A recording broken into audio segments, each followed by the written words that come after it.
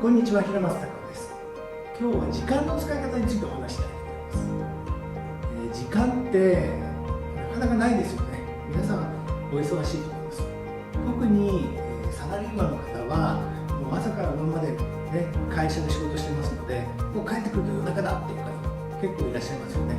そうすると、土曜日日曜日もくたくたになっちゃって、もう掃除とか洗濯したらもうそれで終わっちゃう。そうすると自分の人生って本当にないって感じてらっしゃる方も多いと思います。僕もサラリーマン時代そうでした。でそれが1年2年あっという間に過ぎてしまうね、5年10年あっという間に過ぎてしまう。すごく恐ろしかったです。その中で例えばじゃあ時間をどうやってうまく使うのか。まず最初やってほしいポイントは企画の時間を作る。1週間の中でまずは1時間どっかブロックアウトしてほしいんですね。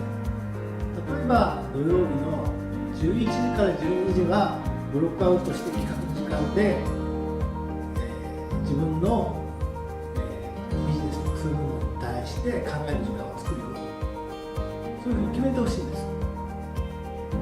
で自分のお家でやるのではなくて外でやってほしいんですよ。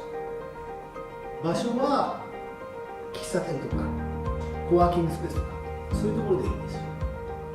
まずは1週間に1時間そういう時間を作ってみてください。それができると自分のやりたいこととかどうやってビジネスを作っていくのかだんだん整理されていきます。もちろん本を読んだり新しい情報を収集したり、そういった時間に当てることもできます。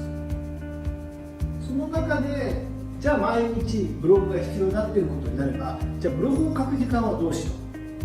朝早く起きてじゃあ30分早起きしてやろうとか、通勤電車の隙間時間にやろうとか、帰ってきてからやろうとか、そういう組み立てができるんですね。